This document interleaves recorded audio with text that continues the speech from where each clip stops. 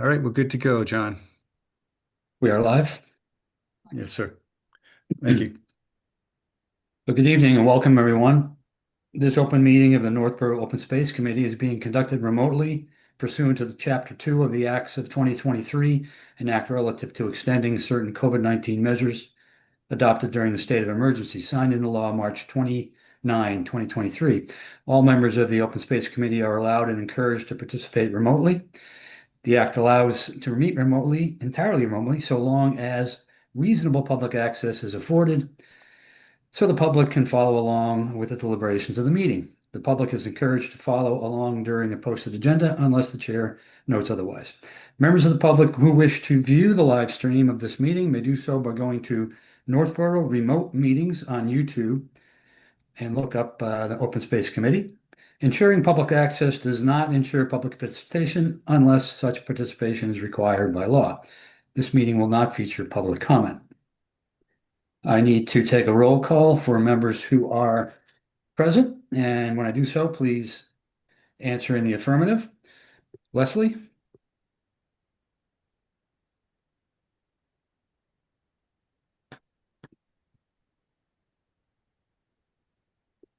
Leslie, you unmuted. I see you. You can. Okay, there you go.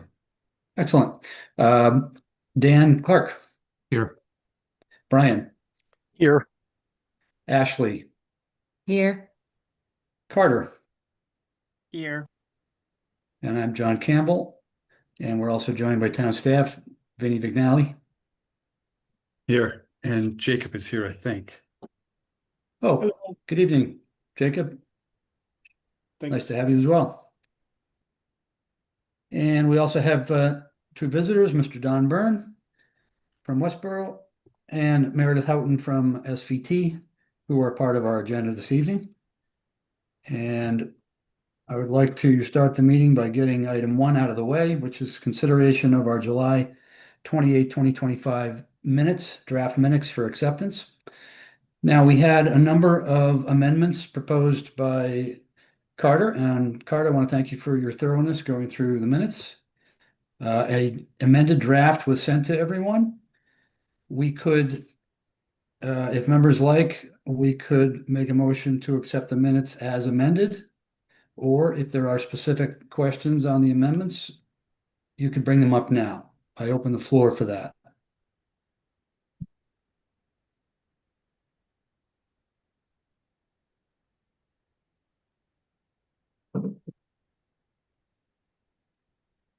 Hearing no comments, is there a motion to accept the meeting minutes as amended?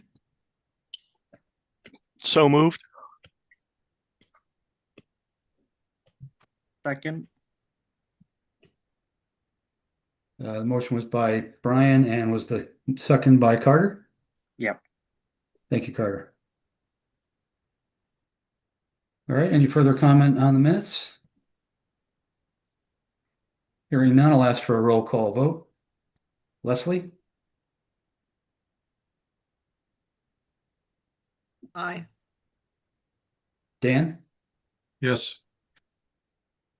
Brian? Yes. Ashley? Yes. Carter? Yes. Jacob? Yes. And John, yes. We are unanimous to accept the minutes. Again, thank you for the work on that, Carter.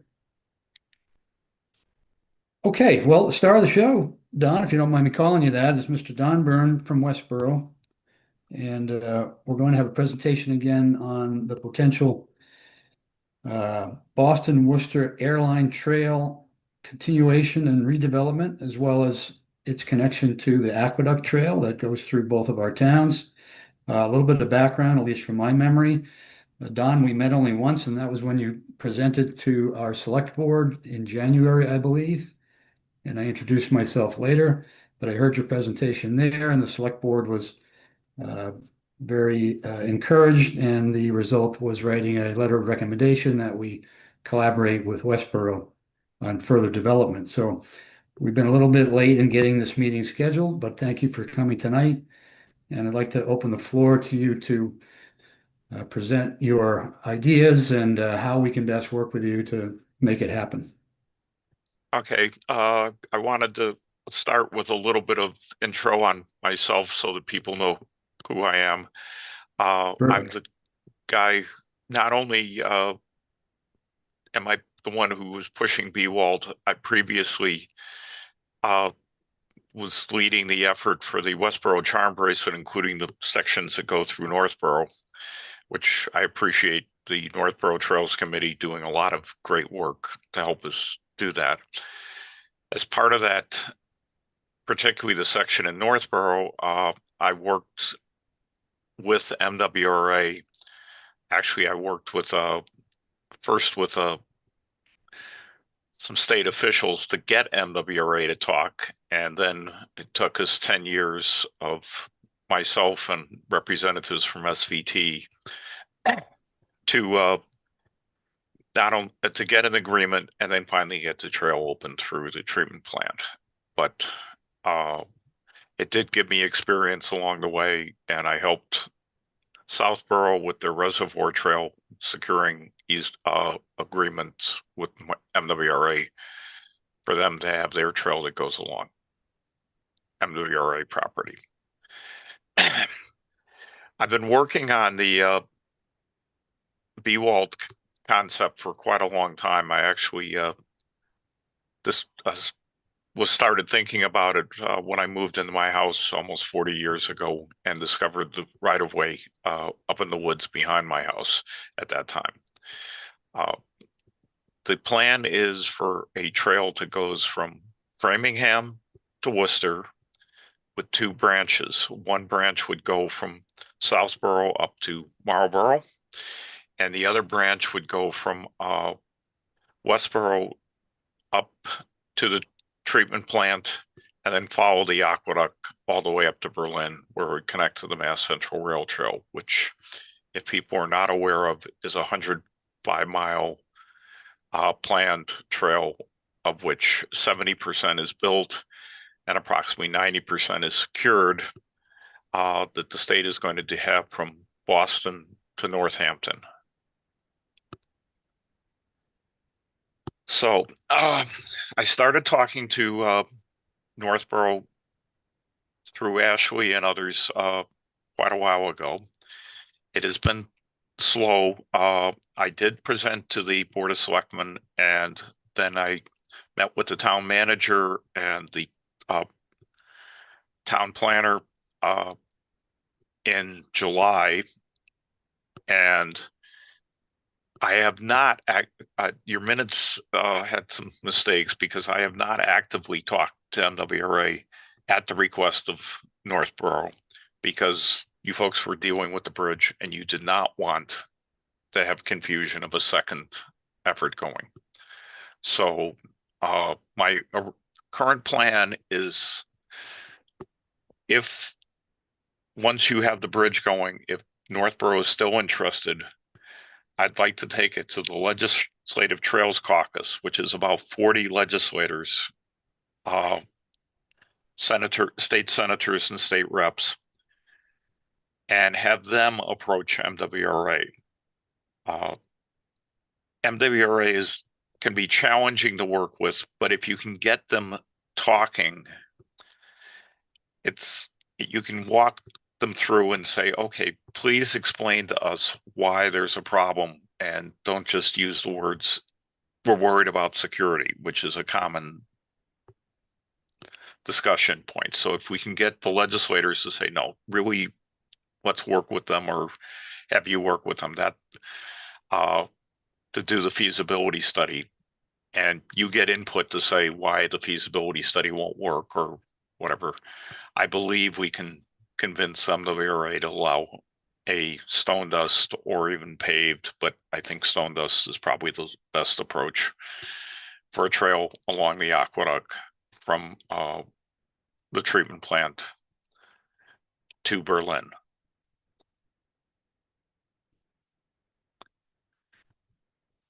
What I am also trying to do, and I do have authorization from Northborough, is to start looking at the idea of the trail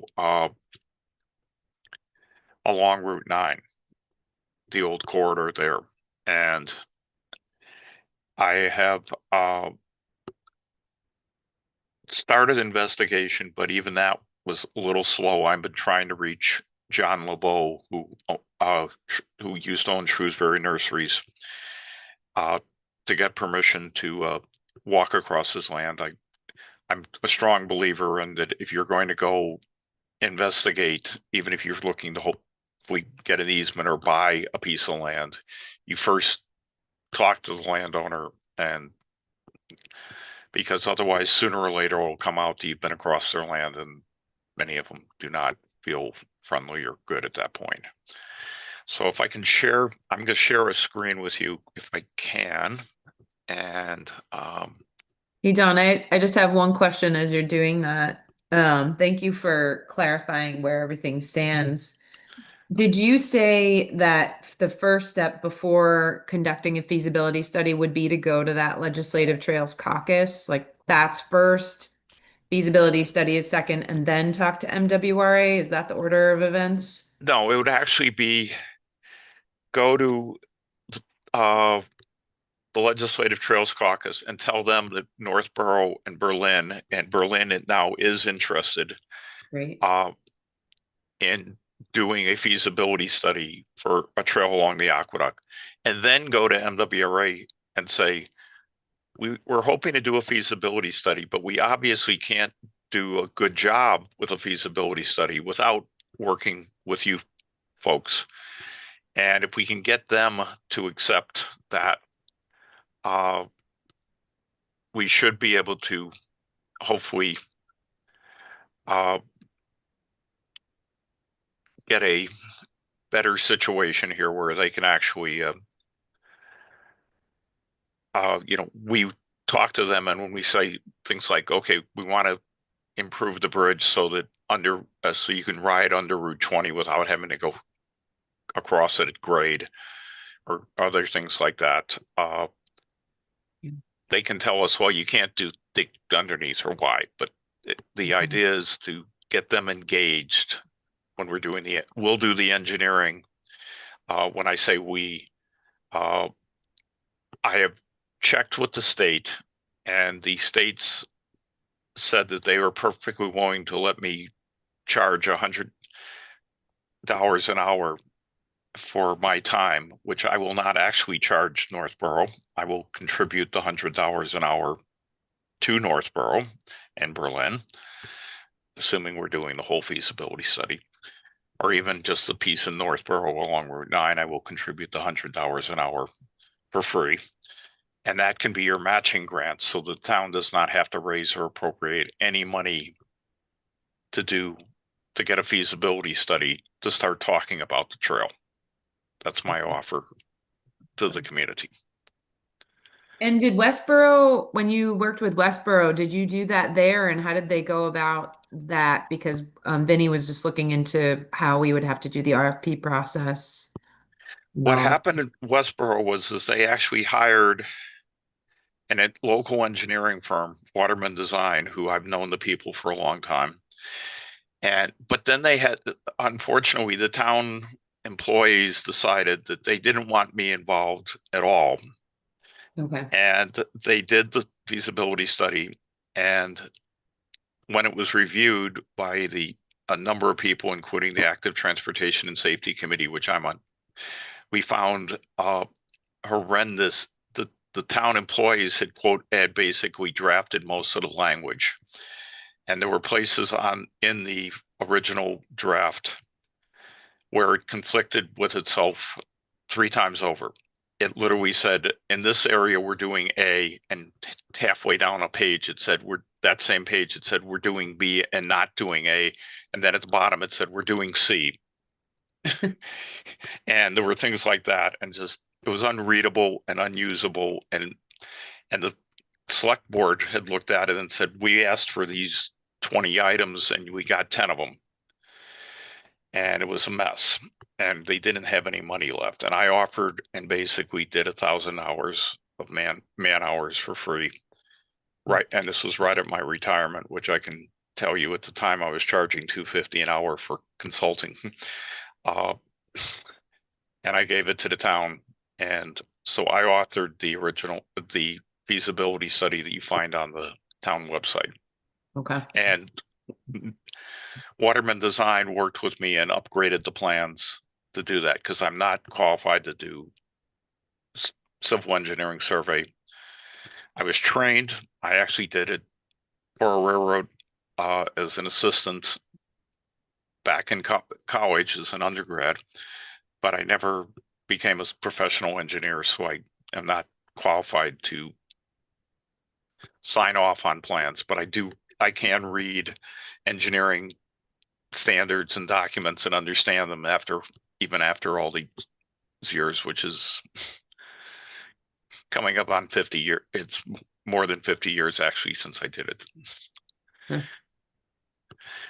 So what I wanted to share, and I hope you folks can see, this is a sketch map that I've been working on that is the Route 9 section in Northborough of the trail, and a number of the challenges that are there. And this is the type of thing we would then expand into a feasibility study.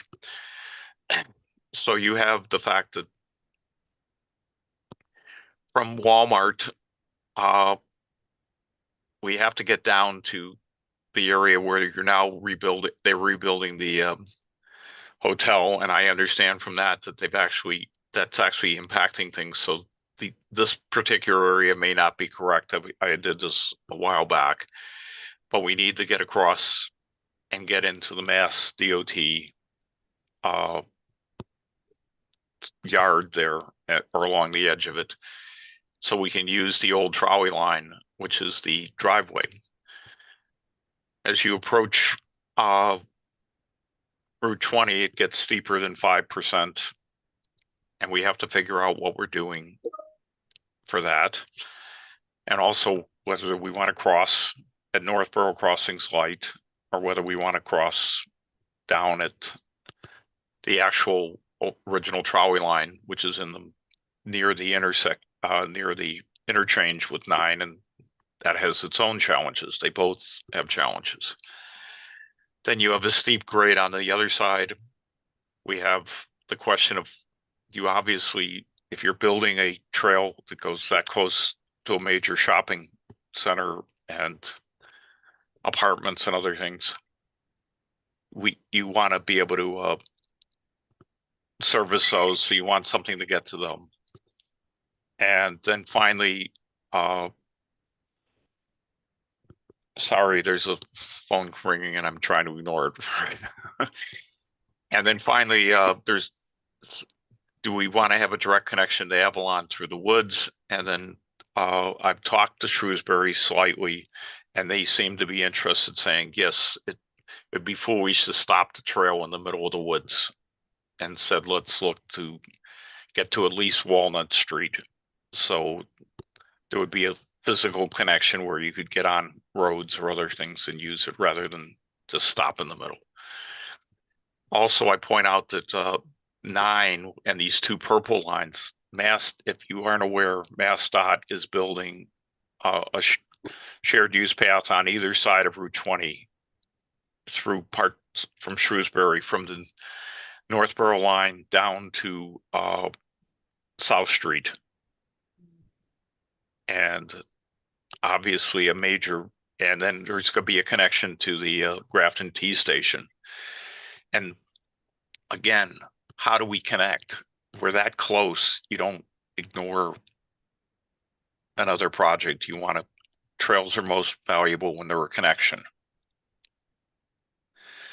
So that's sort of the basics for the piece that I've been looking at right now, because I'm waiting for the bridge and for more guidance from Northborough before I really talk about the aqueduct. I do think the aqueduct as a trail would be an incredible opportunity between Northborough and Berlin.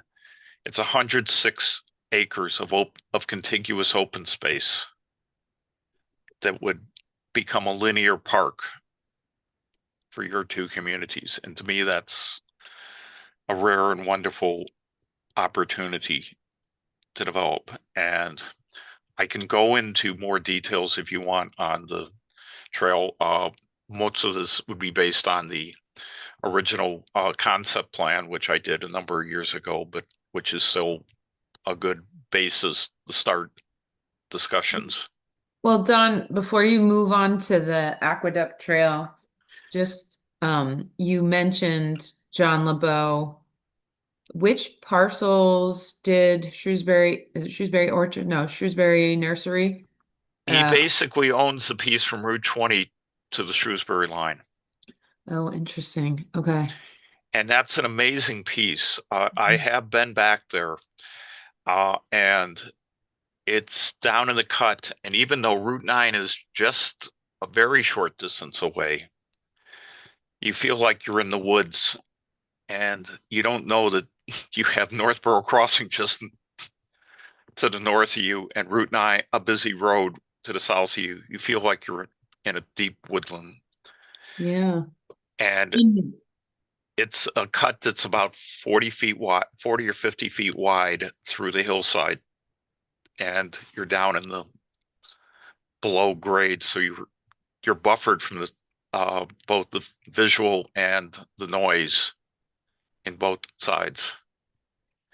I mean, I think John was my old boss. I could probably find a way to connect with him, but I'm wondering, is that, I mean, it looks like a good connection, just, but except for the Mass DOT project that you know at number 9, like what is the best way to connect from 9 up to the rest of the trolley line? That's part of what we need to talk to MassDOT and see what would be the way to do it.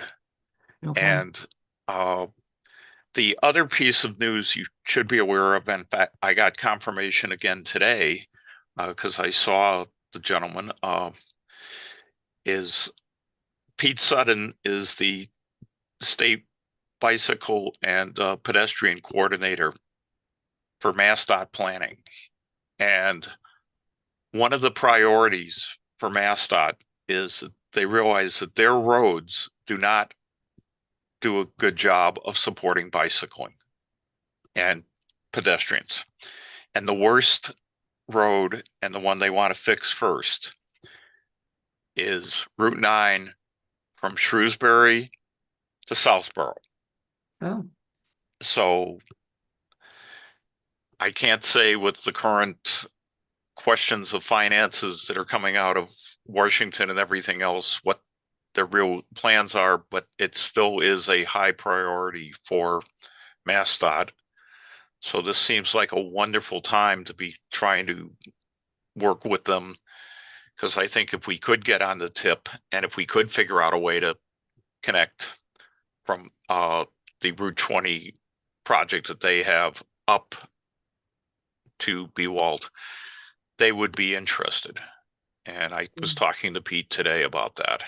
I saw him, there was a opening of a new piece of trail on the Mass Central Trail from Boston to Northampton, and I was out there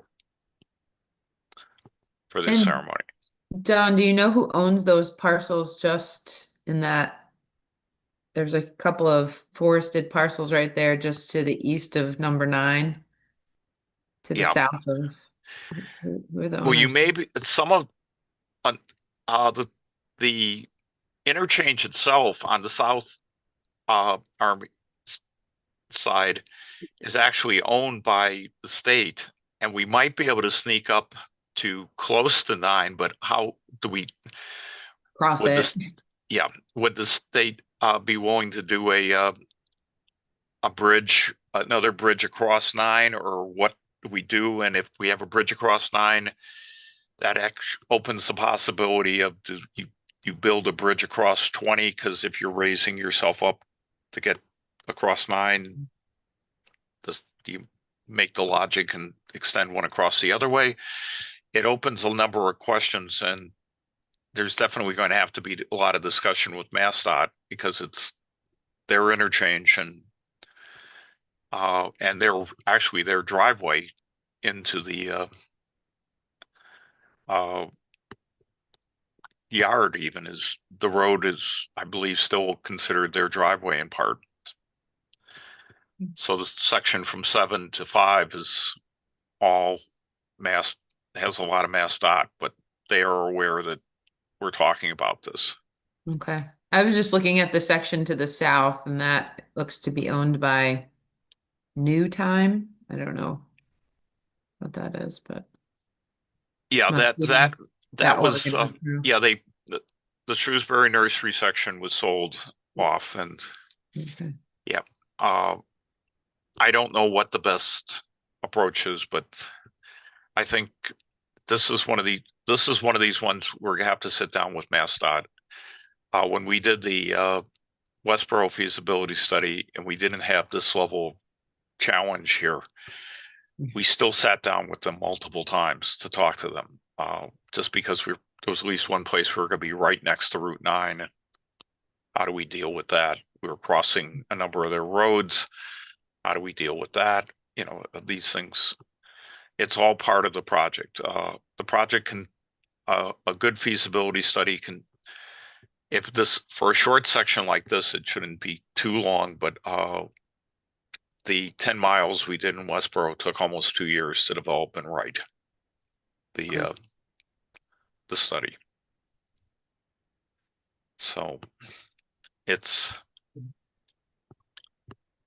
but some of that was the missteps that had occurred. So Yeah. I'm not saying it has to be 2 years by any means. Okay. And I mean, even though this is such a small piece, it almost feels like the Aqueduct Trail is much easier, quicker It potential is, project. and is easier, but again, even the Aqueduct Trail, you have coming up there along Bartlett, there's a couple places where they have access roads, and we need to talk to MWRA and say, where you put those piles, is there stuff underneath it? Is there infrastructure, or is this something that if we dug the pile out and put in a bridge, it's good to go, or what's the problem? And then you get to Route 20 and you have the bridge over the, can we, that's a little narrow, but the aqueduct is narrow, much narrower than the bridge. Can we possibly dig to the side and have like a 5-foot path on either side for each direction to get you underneath 20, well, where you could actually walk or ride your bike? We get to East Main, and we're gonna have to talk to the town and say it's probably gonna be a tunnel there again, and things, and then there'll be a tunnel up Whitney Street, and then also both at, as you're coming out of the treatment plant, we would have to cross the railroad, and having worked for a railroad, getting a railroad crossing, it can be very challenging.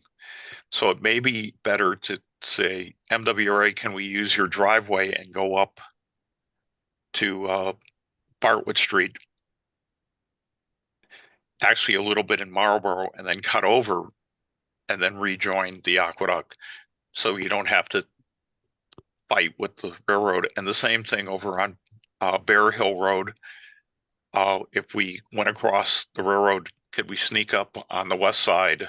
And that would require an easement and things. There's a number of challenges here, of significant engineering challenges. The good news is you have very few easements or landowners you have to deal with. Right. Whereas Westboro, as I say, is going to have about 40 easements by the time we're done. And that's a challenge in itself. Yeah. Okay. Thanks. That's helpful. That's the basics. If somebody has questions, I can try to fill in, and I do have other material up here I can pull up to and try to answer questions about the aqueduct or anything else that. Don, this is John. Just to set the stage for the other things you want to present and to be as productive as possible. We've been talking about these two things together, and they both have merit, but as Ashley just said, working toward an accessible, or I should say, contiguous aqueduct trail had always been very exciting for this committee and Trails Committee by extension. And we were disappointed to kind of get shot down a few years ago when we thought we could try a study that would be based around putting a surface on the aqueduct.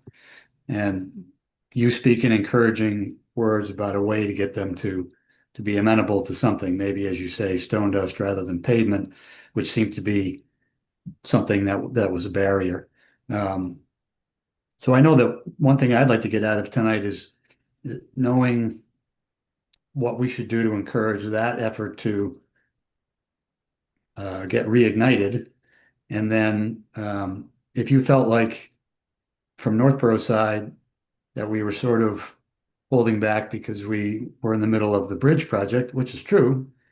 I don't think it's that we want to get in the way of anything, but only that we had so much uncertainty around the status of the bridge project too. Vinny's a little more up to speed on it, so I'm sure he can add to that. So before we leave the Bee Walk Trail, which we all see the challenges, as I watch the map and you're talking, I wonder, is there a way to approach the feasibility of even moving on the trail? Number one, which you mentioned, getting MDOT's permission for their driveway and so on. And then thinking about the road crossings as, sort of a separate subject, because if you try to think about, could we build a bridge over Route 20 at Southwest Crossing where all of the commercial development is? I mean, it sounds overwhelming, but if you knew you could walk both sides and you accept for now that you have to go through the crosswalk, then that's not so bad. But it seems like to your point about understanding the landowners and talking to them and working with them, those would be first steps, I would think. Well, I think that that's a valid approach. In fact, I have 10 and 11 on that map that I have up here because no matter what, you'd probably want to have a connection on either side for Right. people to bike and walk. And so using the crosswalk, I mean, we could propose, in fact, my probable suggestion is to propose a initial go across at the light at the crosswalk, come back down approach, get something going, recognizing that any bridge across 20, any bridge across 9 is going to be a much longer project, but include enough data so that MassDOT or somebody says, yes, this looks like it's something we should do. And they'll probably have to do the feasibility study and the design for that. But if they know what we're doing and we know what they're thinking in a general view, we can at least incorporate an ability so that we aren't tripping over one another in the future and that encouraging getting it built, which is really what the study would be. It doesn't have to be that we're saying, oh no, you got to do it all today. It can be phase 1, and we hope long-term for an improved crossing of 20 and the ability to get to the Shrewsbury connections. Yeah, And- and when you look at the map and you see the Avalon apartment complex and you see all the residences on the Shrewsbury side, and you think about all of the businesses and other areas that are linked, you could foresee a lot of enthusiasm among people that live in those areas, getting back and forth between places, even if it's just short portions of the trail for the convenience of shopping or Right. going from one spot to another, and that would seem to be one of And the encouraging things. there is a formula. I'm not claiming it's 100% accurate, but at least gives you a ballpark figure based on the number of people who live within 2 miles of this segment of the trail, of how many people will use the trail. So I can actually get an estimate for you. And I can say that given Avalon, given number of the high density apartments like Arrive and Westboro and the like, this would allow all of them. I mean, Arrive would have a way. There have a number of people who do not have car, or they have one car in the family, and there are people who are either not working or are working and try to walk to work. I'm on the town Westboro's active transportation and safety committee, and one of the common questions we get is there a safe way for me to walk down Route 9? I live in Arrive and I'm working halfway across town on 9, and I want, it's McDonald's or something, and I want to get there without having a car, and how do I do it? And right now the answer is we don't have a good solution. We can tell you to go down Otis and try to cut through downtown, but it's a lot longer and painful. So we can actually give you estimates for that, and based on estimates for that and based on estimates for other things, can also get some idea of what revenue would come into businesses in Northborough and other things. This is all stuff that was in the feasibility study. That this was the draft got dropped, but this is basically the feasibility study. And if I pull down quickly, I can actually show you the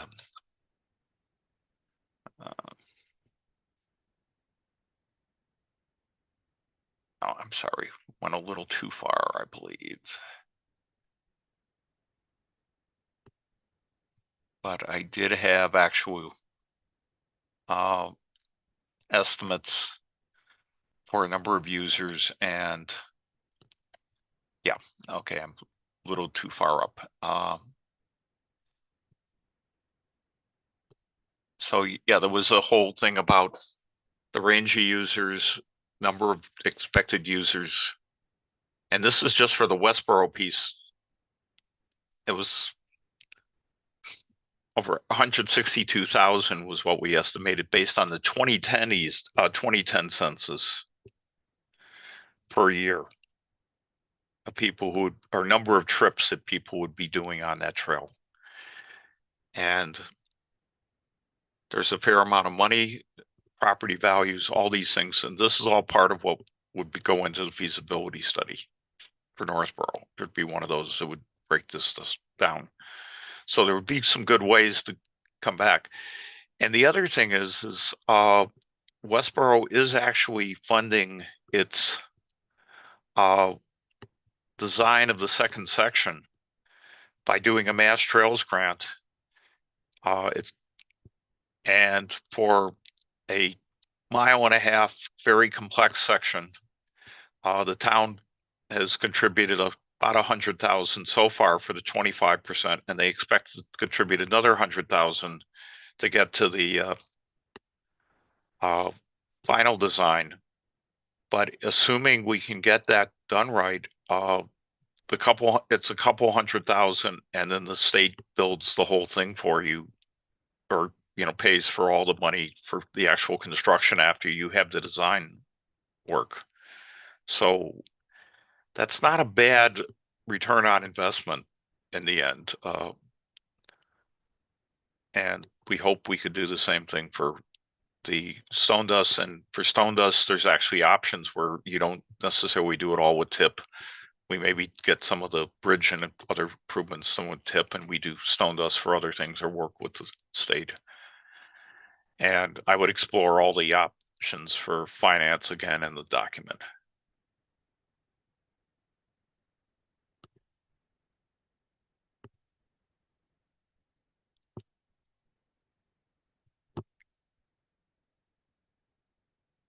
Other questions? I can't hear. John, are you talking? It looks like you're muted. I apologize. Yes, there was some background noise here. I was saying, is it okay with you if we continue to separate a little bit the two areas? Because you brought up the benefits of the B-Waltz, things I had not personally really thought about enough, and it's encouraging, and yet I want us, the actions I'd love to leave with tonight are how best can we direct our effort toward getting approval and or funds for studies, and how we can also see where it intersects with other opportunities in Northborough. I think both of these things are consistent with things in our master plan that, we're pursuing actively through other committees as well. Well, there's two things I offer. We can, the timing is getting a little tight for proposing a Mass Trails grant for this year or coming up in 2026, and who knows, but we could and go for the Route 9 section, but I don't want to propose the other one until we've talked to MWRA, or we could hopefully, if your bridge is done or stabilize, if MWRA has signed off on everything, doesn't mean the bridge is done, but that everything is to the point that the town is comfortable. I could try to get Berlin and Northborough to sit down and say, yes, we want to do this. And then I would be willing to go, hopefully, with a representative from each of those towns to the Legislative Trails Caucus and see if we can crack the nut a little bit on MWRA to start this.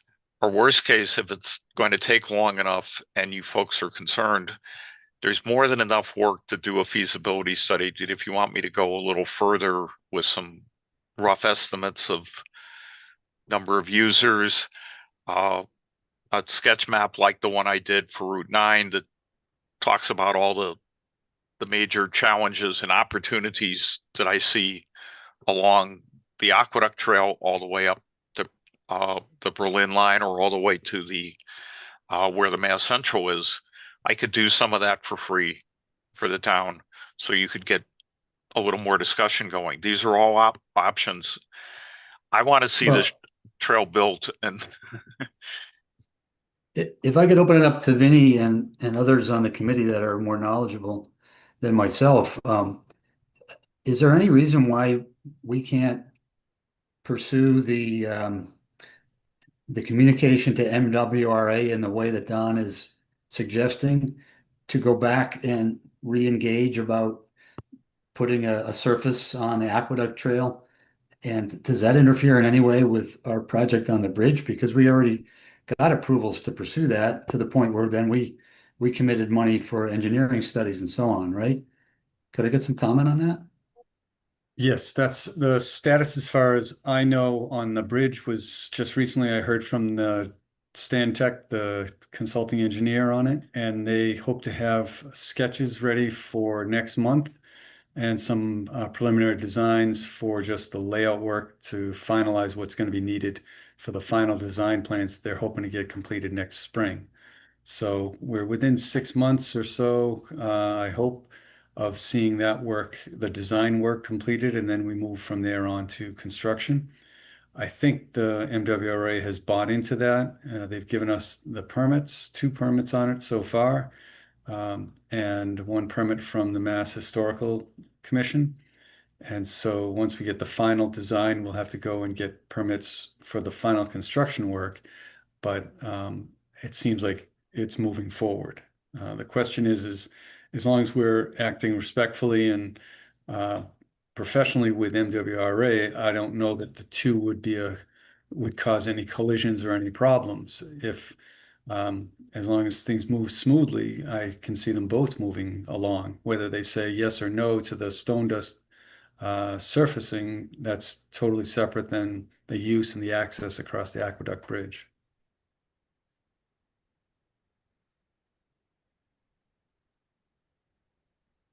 That's what I thought, and I'm happy to hear you say. So I sort of am interested in how we help pursue Don on that track. And is that independent from support for BWALT, or do they happen at the same time? And are all of these under the guise of using Don's services? I just sort of want to leave with some better direction and that he knows we're encouraging him in one direction or the other. The floor is open for anyone who's got opinions, please.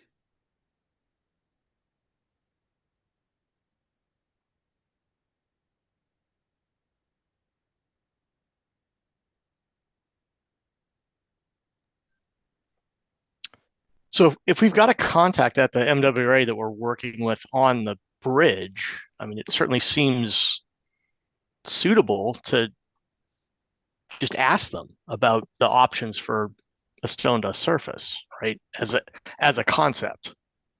Is there any harm in that? That's what we did the last time when we did that, whatever it was, 2 years ago, and they said no. So it went to their structural group, and they basically said no. But as Don is saying, the MWRA themselves, they're going to be very conservative. And if you ask them to do something that they're not totally 100% behind, they'll say there's some reason for it not occurring. When you get a legislative group together and you ask specific questions and get specific reasons why it's not possible, then you overcome those, then I think they're going to be more amenable to allow it to occur. But the initial inquiry happened a couple of years ago with Ashley, and the answer that came back was no. We don't want that on our structure. And I'll say that my experience is that, they will push back until you almost get the engineers on the ground with you, and the engineers are going, we can't explain what was said, and that's when things start moving. And I mean, if I can't see how they could say putting some gravel and then a stone dust surface on top of this is going to do serious damage to the trail. I mean, to the aqueduct, and but Yeah. Well, I think that goes to their structural folks, and there are just some general reasons for it. The idea of just putting the stone dust on is probably not the problem, but then you're getting a different load. You're going to have trucks and maintenance equipment that's going to be on there that's going to have to be limited, emergency equipment going on Yep. where it wouldn't go at other times. So there's a lot more to it than just having a bicycle and stone dust. I think if that were just the case, they would probably be okay with it. It's the other concerns and the other illicit access that would go on, and then potential emergency access that would cause damage. What is it? It was put in 1930s. Was that when that? it was actually it was earlier than that even. So, Okay. Yeah, I forget which one. but So I it's mean, an old pipe. the other question we could explore with them is, they have a corridor that's significantly wider than the aqueduct. It would cost more, but we could, it's something that could be discussed, is if we weren't building on top of or only at minimal places, because there are places in Northborough, for instance, near the senior center, the aqueduct is underneath the road. It's actually underneath Barefoot Road there, and for a while. And so it's not that everything isn't, it's just, but until you can get these people talking enough, you can't explore these options and say, is there a way to do it? Right. But the first thing I think what needs to be done is you can't go in there and say, prove to us why we can't do it. We should go in, as Don is saying, have a feasibility study and say, okay, this is what we see. We have these locations where there's going to be some challenges, and these are our suggestions and thoughts. What are your thoughts? To start the discussion, we need to present something substantial to them, not just say, can we have permission? And they've already done that and said no. So that's what I would recommend, is getting some kind of a feasibility study going. And depending on how much time Don has, getting either the B-Walt or the aqueduct. There's a lot of work in both of them. So Right. I don't know that I think we could be spread pretty thin to try to do both. So that might be the discussion here with this committee, which is the Northborough's priority. Or is Uh, there something associated with Route 20 where the priority should be the B-Walt, or for something else associated with the aqueduct where the priority, because of timing of some other project that we want to tie in with, that we should focus on one or the other? And that I don't know. I think you could do both. I mean, a lot of the benefits to the community, a lot of the stuff, well, I mean, we would be splitting the two segments, but the general benefits and a lot of the description of what you'd want to look for will be similar. Uh, it really depends. And on the aqueduct, I think the real thing is if we can get an interaction, because we could go and say, oh, we'll sketch the plan so we're not on the aqueduct, and they'd go, oh, well, we really don't like it over there. So, you sort of want to be asking them and sort of saying, okay, we understand we don't want to be on top of your structure, but can you give us some guidance on what we're doing? And, if you can get some interaction going, we can solve I found getting through the treatment plant, you can solve a lot of this stuff fairly easily. Well, Don, what would it take for you to begin that engagement with regard to the Aqueduct Trail? Well, number one, I don't want to start that until, both Northborough and Berlin, hopefully, I mean, I could do Northborough because I think that's a meaningful piece of trail by itself. Berlin is a little already engaged in they have the situation, they're trying to build the Mass Central Trail through their town, and they are already trying to get on the tip to build the piece east of what I call downtown Berlin. Not that it's a big downtown, but that is owned by MWR, or was owned by MBTA, and so DCR actually has that rights to build a trail on that. So they're trying to do that piece first. Then they're looking at how to get over to Clinton. And in the process of getting over to Clinton, they recognize they're going to be very close to the end of the aqueduct, and they want to make sure that they provide a connection down. And so they would then be interested. So they have three moving pieces. You have some moving pieces. I'm trying to get to a situation where I'm not stepping on the toes of either community, but instead the two towns together are stronger than one going to the state on things.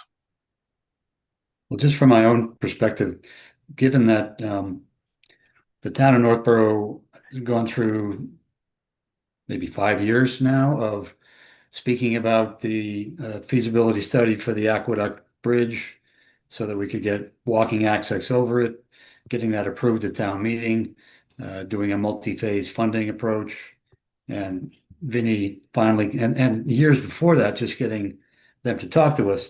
Now Vinny giving encouraging news that, we're months away from seeing design plans that bring us to the next phase.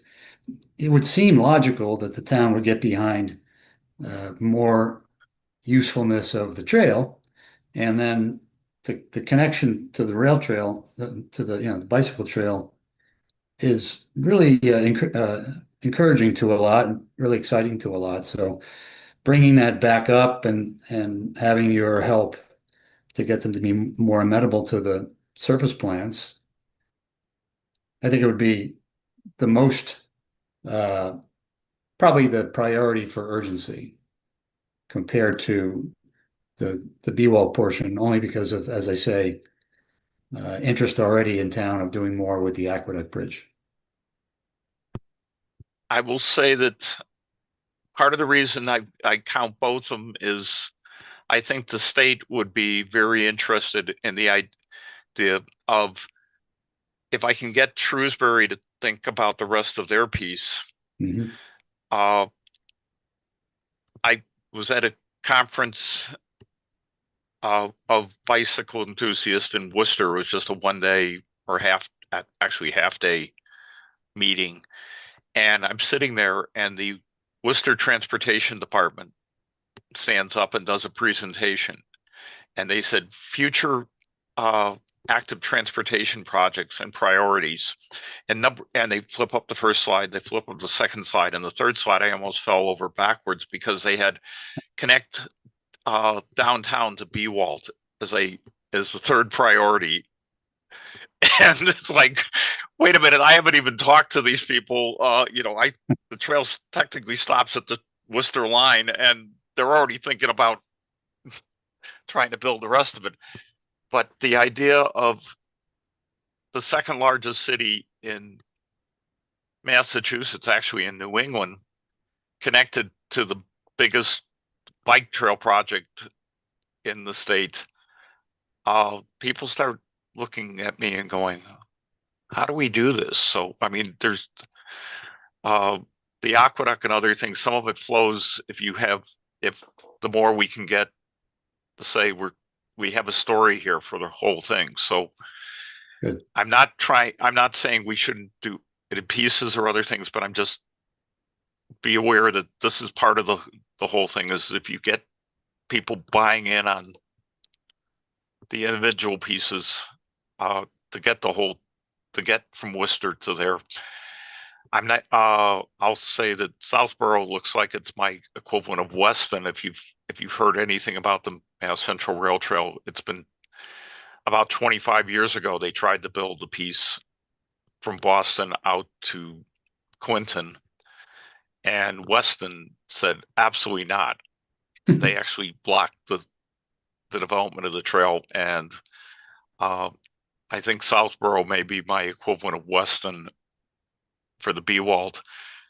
And I will say, okay, let's build the piece from Worcester to Westboro, and then turn north and get up the Aqueduct Trail and get to Berlin, and then we can sit back and beat up Southborough in the future to get another connection to Framingham. But right now, Framingham can go up to Sudbury, ride over to Berlin, and come down through Northborough if they want to get to Worcester.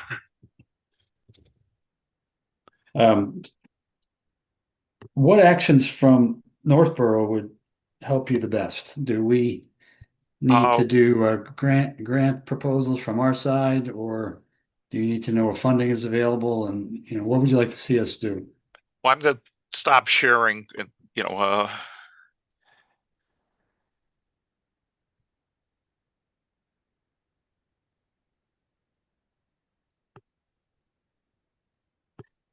on my piece, just to make sure that This was the image that I had. I just wanted to bring it up if you were closing up your discussion. So just so you get the idea of where things are. I think all the people on the commission know where we are and what's going on, but this is the connection in Westboro, the Bewalt Trail, and then that area that you had highlighted for a while was a corner down there. So this is a really significant length compared to that. And there are a lot of problems in the bends coming around here near the DCR property and MWRA.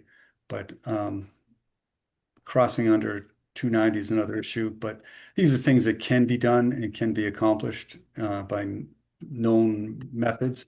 We just need to work with MWRA and get the discussions going, like Don said.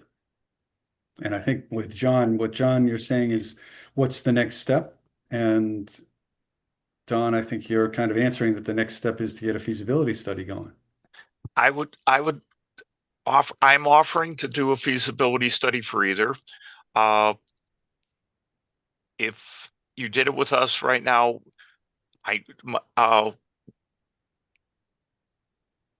Waterman Design is offered to be, to do it and hire me, quote, hire me, but basically I would act as an employee of theirs so that they're doing the billing to the town, except they would be then, we can set up something with the state, and this, I have checked with the state. In fact, I saw the woman, Amanda Lewis, who runs Mass Trails today, and she's still on board with the idea that we could contribute the hours, but I would be billed via Waterman Design.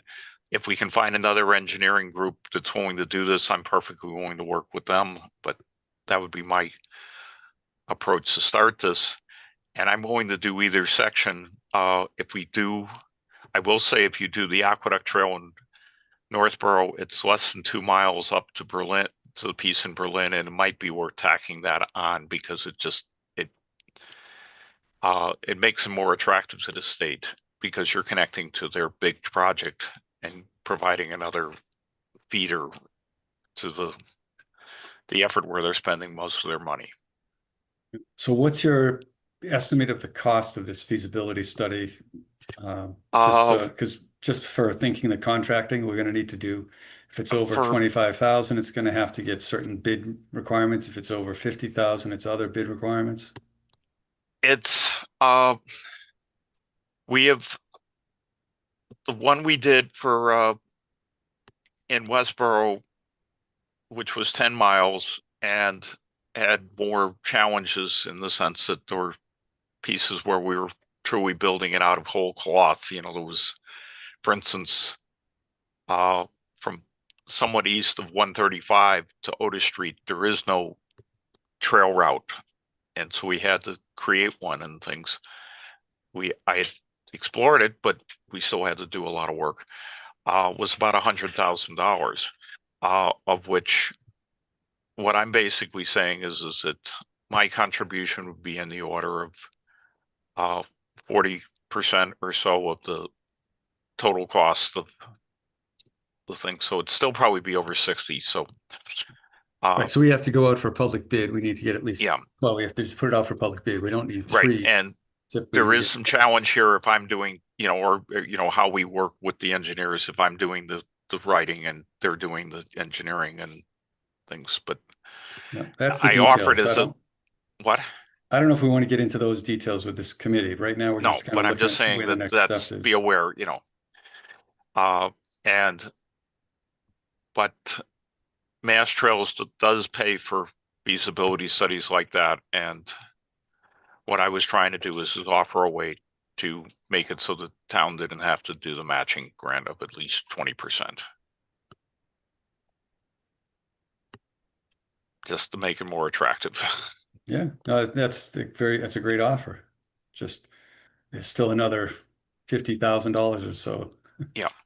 If even if it's not, I still offer as the guy who wrote the concept plan and I have walked or bike ridden every single foot of the proposed trail, including Aqueduct and Bewald, to help and be out there as a volunteer for the town, for that. And we may be able to charge for my services even there. So Vinny, then in the area of us getting a grant for the town's portion, or at least some of it, that's what Don is proposing, right? It's late September. How do we approach that? Do we know different deadlines and Well, as Don said, the Would- Mass Trails grant the timing is late, so it wouldn't happen this year. okay, It would probably be something we would check with planning director, with Laurie, to find Okay. out. She's got other grant applications in, and I'm not sure if she could add this to the list of grant applications and projects that are going out. would you be able to start that conversation? Oh, yes. Yep. Okay. So I guess we'll go from there and then be able to, at the very least, continue to give Don encouragement that we want to go and down these paths and would like your help. if nothing else, if you're trying to introduce the town to this, if you want me to lead a walk on part of the Aqueduct Trail, if we can, I'm going to talk to Ashley, and if we can get John LeBeau's permission, I'd be happy to lead a walk through the section, around Route 20 and explain to people what could be done there and what the view is and things like this, as a way to get some publicity and get you folks thinking, the town thinking more about it in a more global way. Great idea as well. Anyone else So, on the committee have, oh, yep, go ahead, Carter. so you were saying you had kind of walked or biked on all of the Bewalt Trail. What are the current conditions of the Northborough portion of the Bewalt Trail? The piece along Route 9 you have is if you you have the driveway into the Mastod, and that is quite easy to Mhm. navigate. The other side is a wooded cut up a hill, and it's so yeah, the piece west of 20 that is walkable, but it's not bikeable right now.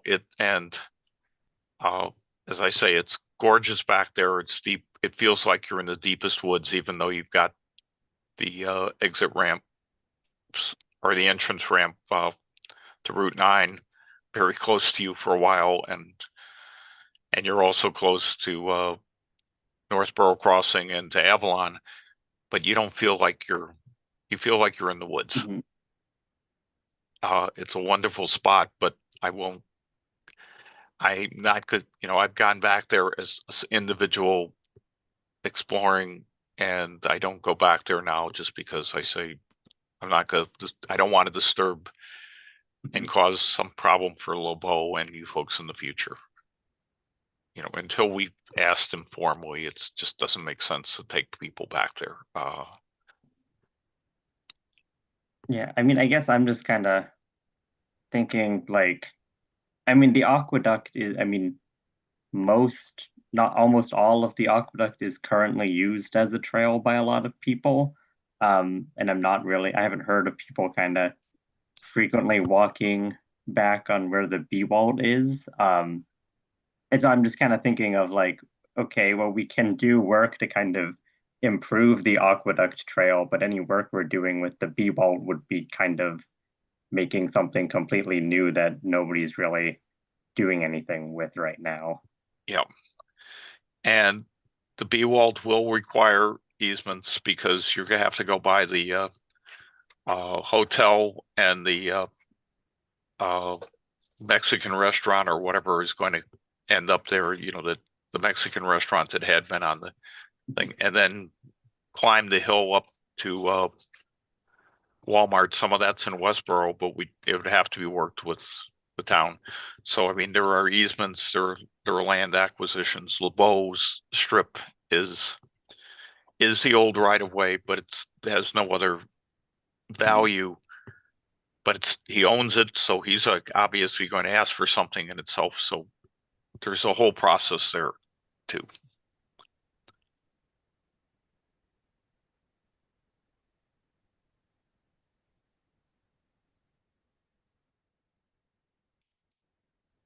Anyone else on the committee have questions for Don?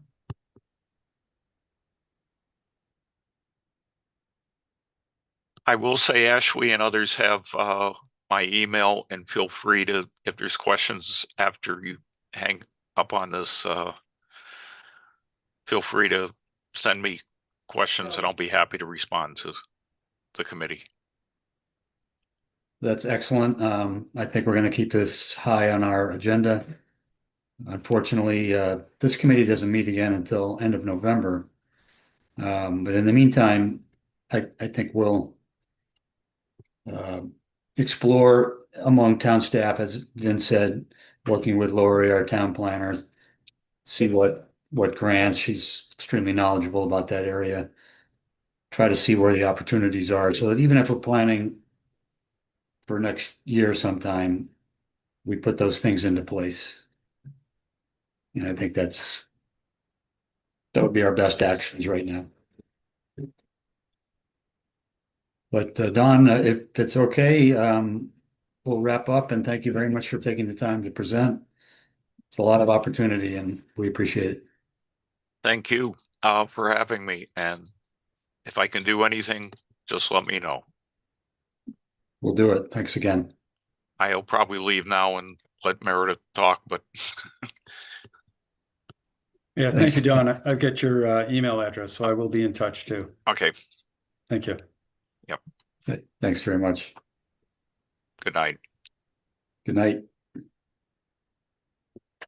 Okay, without further ado, then we'll go on to our next agenda item, which is Meredith Hoden's with us from Sudbury Valley Trustees, and we're discussing how we can collaborate more together to reach out to landowners and possibly create more opportunity for conserving land in town. So thanks for your patience, Meredith, and welcome. Yeah, thank you so much for having me, and very exciting discussion. So yeah, it was nice to sit in on that too. But yeah, I'm Meredith Houghton. I'm a senior land protection specialist at Sudbury Valley Trustees. And I've been talking with Vin about exactly what John just mentioned.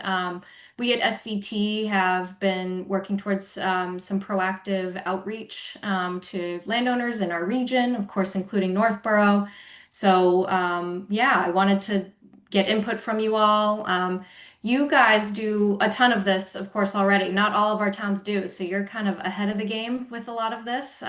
Vin shared with me, some of your recent, or at least the status that you've sent letters to folks in maybe the last year even.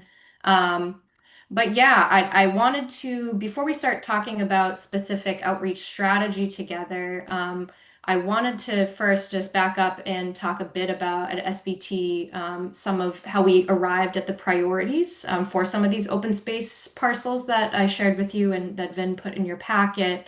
And so I think in the packet and in the pre-meeting notes, there was a link to SVT's website.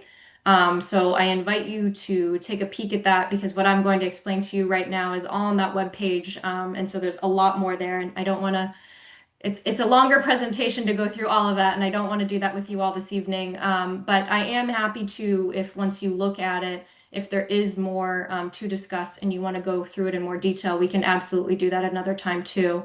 But essentially, if you go to our webpage on that link that's in your pre-meeting notes, that's our landing page for this prioritization tool and analysis that SVT did in the last couple of years. And essentially that process consisted of working with partners like you all across our communities in the region to find out more about what each town is thinking about when they're thinking about their open space priorities. So every town kind of has, their differences in what goes into their open space and recreation planning, whether that's water resources, trail connectivity, everybody kind of looks at it through a bunch of different lenses. So we wanted to make sure we got all of that feedback into this tool. And the output of that was what we're calling our data viewers. So if you go to that webpage, it's available to anyone publicly. And what came through that is essentially 4 different lenses, if you will, for looking at conservation priorities. So the first one is called natural services. So that's like thinking about ecosystem services. What does your environment do for you naturally that you would maybe have to engineer otherwise? So that's looking at like inland flooding, carbon sequestration, things like that. So that's one of them. Another one is more traditional, habitat for biodiversity. So that's more of looking at priority habitat, rare species, things of that nature. And then the third is what we're calling community conservation. And so that's kind of getting more at trail connectivity, environmental justice communities, heat severity, so like heat impact in communities, things of that nature. And then the final one is farmland. It kind of stands on its own, looking at farmland soils and land cover and things. So the output, again, is this data viewer tool that basically there's 4 different viewers that you can access. You can look at properties in Northborough of interest and kind of see how it ranks within each of those based on our analysis. And if you really want to dig into the weeds, if you like maps, if you like data, on that landing page on our website as well is the process documentation report, which I think Vinny also noted in the notes. And that will show you what data sets went into each of those 4 viewers. So that's a lot. And again, that's its whole own presentation. And again, if there are questions or if that's something you guys want to really dig into another time, we do demonstrations of that often. So we can certainly do that another time too. But it's there. I encourage you to dig into it. There's also a lovely story map on that page that will bring you through how we made it, what was our thinking, who was involved, and all of that. So that's sort of the context of how we arrived at priorities that then I've been bringing and talking to Vin about and seeing how can we be proactive together in doing some outreach to some of these priorities that showed up for us, and also, sound joint, that have shown up for you all, and that you may have done outreach to in the recent past, or maybe not for a while. And then others that I wasn't sure if you've done outreach, at least in the recent years. So that brings me to what also was in your packet. Then I don't know, do you have that map of like the 12 properties available?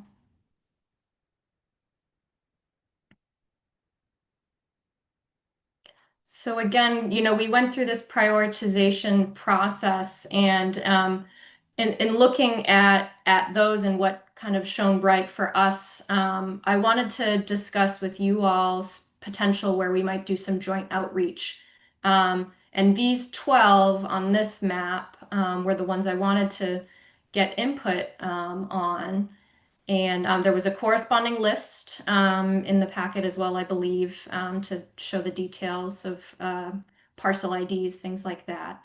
But yeah, I was hoping to get feedback on if it's of interest, and really if it makes sense as well to do a joint letter, which we also put a draft in the packet. And I will say that the draft letter that I offered, the hope is that we can personalize these a bit more, because I know these are landowners that you all have reached out to and have some sort of relationship with, it seems. And so, I sort of highlighted an area where we could add some details in which with each of these, if we do move forward and try to make these as relevant and resonate as much as possible with these folks is sort of the goal. So this was my short list of 12 that I sort of wanted to see if it makes sense to do a joint letter to these folks, and yeah, get feedback from you all. That's kind of the biggest piece of today. And then there was a shorter list of just a few folks, I believe it was 5, that also was in that pre-meeting notes that Ben put together, where we at SVT are also doing sort of a more general mailing that's not as personalized like I'm hoping to do with these 12 or a subset, whatever makes sense. Where we, across most of our towns at SVT, are putting together sort of what we're calling sort of a general mailing. So a pretty introductory letter about conservation options also to priority landowners, but those that maybe we don't have an existing relationship with, don't know us yet, and could, it may serve well to give just sort of an introductory letter of that sort. So there was a short list of 5 that Vin also included. That's not on this map actually, Vin. So sorry if that's confusing. And that was the question on those are these good candidates for sort of a general letter, was sort of the other piece. So these 12 being more personalized outreach, and then the other 5 being more general. Does that make sense? And does anyone have questions about what I'm talking about here today? I'd be happy to answer anything if I'm not being clear. I know that was a lot.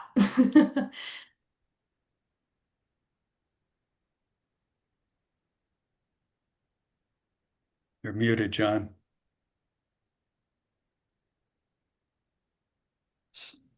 Sorry, my clicker wasn't working. I just wanted to say I was going to make the first comment and then open it up to the committee. It's almost like there's never too much communication that could be sent to these landowners, with the exception of kind of overdoing it. Right. We as a committee, we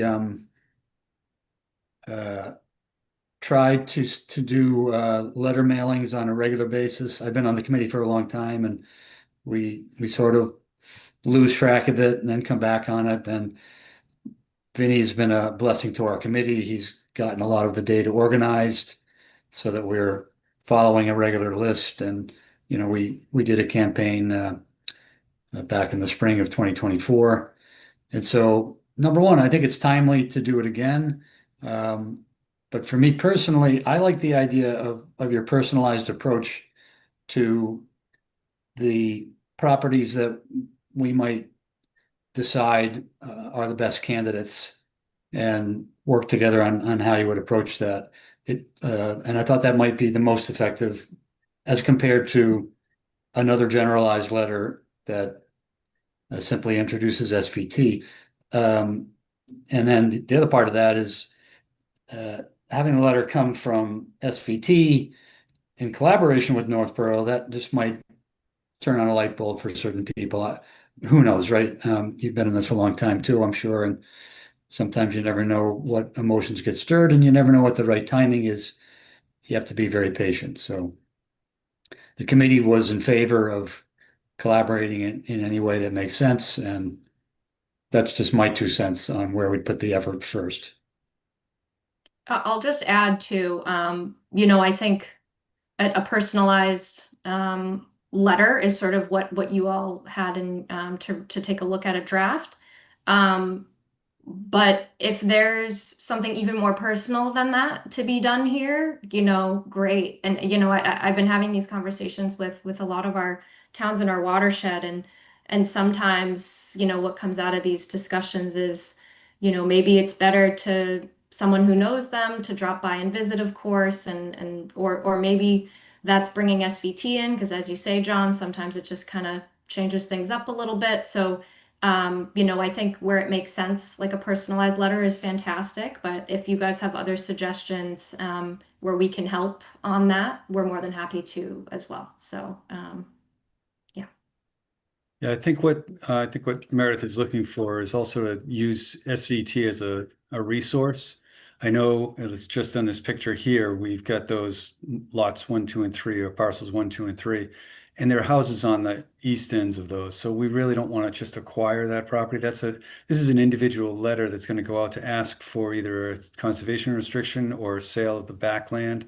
And I know that Brian is way more familiar on all this stuff, and he knows probably the names of each of these already and has talked to them. So I think this is a situation where we can utilize the basis of the SVT documentation with the personal knowledge that I think some of our members on this committee have to come up with a real substantial letter to get them to think about working with the town to protect some land that I think they're going to be wanting to protect anyway. So it's just an opportunity to kind of educate them and work with the property owners. This seems like a good opportunity. But do we as a committee want to look at, do we want to look at this list and decide 3, 4, or 5 properties that are a priority with respect to the prioritization that Meredith mentioned at first? For instance, if we have limited resources to help conserve land or provide funds for that, what would be our number 1? What might be our number 2? And that's kind of what I was getting at, is to sort of look at what the benefits would be to the town, and then, let's prioritize those properties. I welcome any comments around that idea. I just, wonder if maybe that's a second phase, if we simply agreed to another round of letters along with the approach that Meredith is suggesting in the letter content. I mean, I have a question, I guess, about, Mount Pisgah is huge already.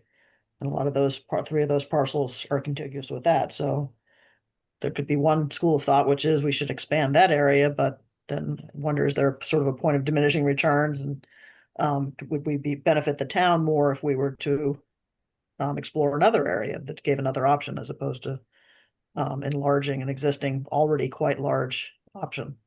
And I don't know if Meredith or anybody else has opinions on how to decide that. Quickly on that, Leslie, you're kind of on the right track. If you went back up in the map and you look at number 4, for instance, that's a parcel we're aware of, and it provided the aspect of connectivity between the open space that's called Shunder CR and all of the trails now that network along that all the way down to the highway, and the Mount Pisgah area, which as you say, is already large, has a trail network all the way up into Berlin. So that had always been a priority area. We've had numerous communications with the property owner over the years. Nothing substantial in recent past, but could something of a personalized nature be effective for that owner? It's just a good example in my mind, given the map that you're showing. And I think what people are saying makes perfect sense. The other thing is that the status of the people change. We all get older and conditions change. I know that there's been activity in sales on the property that's on the Green Street side. They've sold off some of the property by the field already, so that the attitude might be more prone to some kind of conservation or an acquisition by the town if they're just looking for a financial thing uh, for heirs to be able to transfer some kind of an estate down to the kids. But all those things kind of come up, and it's hard to tell where a family would be, because some people, they're going to last till their 90s, and other people are thinking about that in their 60s. So I think by getting those mailings out, it keeps the town and SVT kind of on the front of the list. So I think it's a good idea to do it as a general and not just reduce it to 3 or 4 priority ones. If we get a bite on some of them, then they become a higher priority. Like you said, John, maybe the second round is that interest and then prioritizing if we have multiple ones to choose from. That's good feedback. I'll just chime in on that too. I agree with Vin. I think though I agree with you, if we get responses to all 12 of these, you all, I would be ecstatic, right? But I think we all know that, as Vin was saying, this needs to kind of hit at the right time when folks you grab their attention. And so I think the idea too with the letter is that there may be folks, I think there's at least like 1 or 2 new landowners, I want to say, that were newer to me, that moved into some of these parcels that folks have been tracking for a bit. And so just providing them with that information and maybe having that conversation, whether it's in person or a phone call, that would be fantastic, right? So that they just understand what's on the table, who to contact when the time is right. So I think that's equally important. Though I would love to think all of them are going to step up and say, yeah, we're ready to do something when they receive this letter. The reality is that, we make this contact, as you guys know, and we're persistent with it so that it does hit them at the right time, and they remember who to talk to when they're ready. So. And I think if the members had looked at the packet, there's some SVT communications, the 2-page letters that summarize. And I think those are going to be really good, so people can see that they can keep ownership of the property is one of the options. They can keep ownership and sell off the easement rights, the development rights, or if they're thinking that they want to sell it in fee or in other I guess intensity is not the phrase, but the idea of selling it off is the other option. We're not looking just to take it away from them. We could let them have control and just give up a little bit of development rights. So it gives them the options. And I think they're written very well, that I think kind of augment what we've sent out in the past already.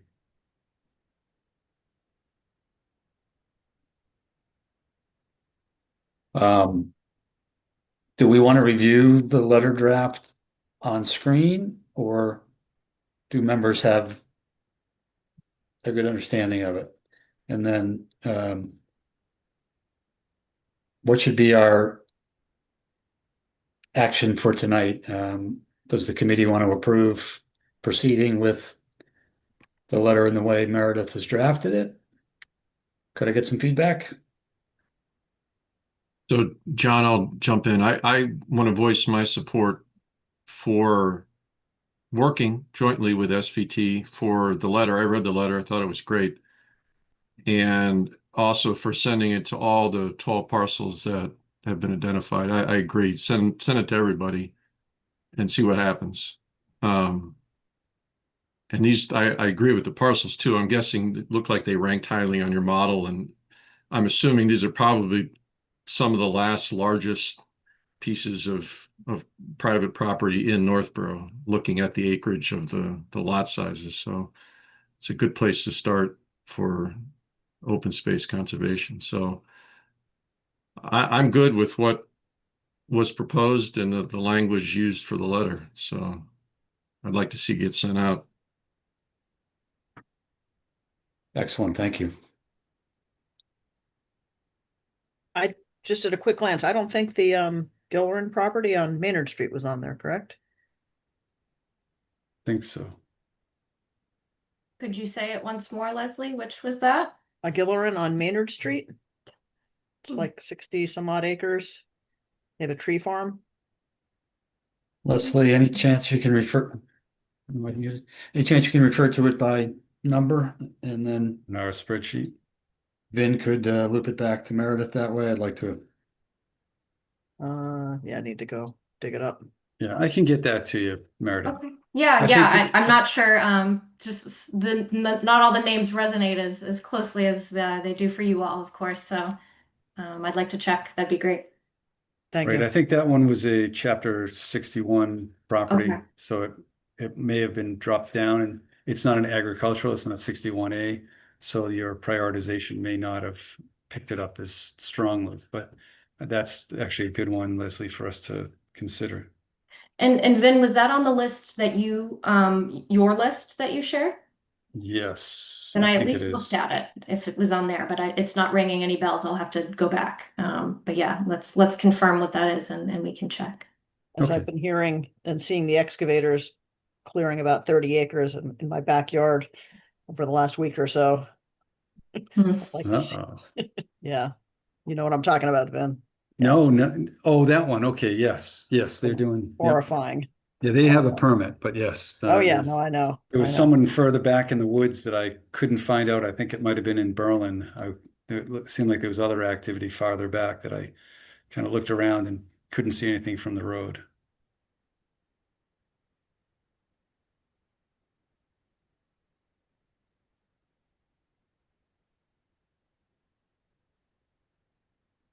The letter draft does look good, and I agree with Dan. I think we should send it to everyone.